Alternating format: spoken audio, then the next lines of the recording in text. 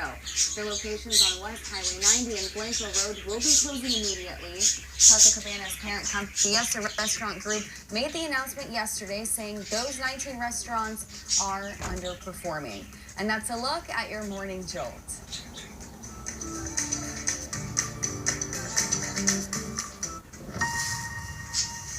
FBI, stop! If you're on the list, This fugitive is out for blood. they're on your trail.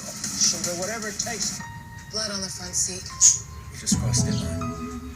Let's find out exactly what she wants.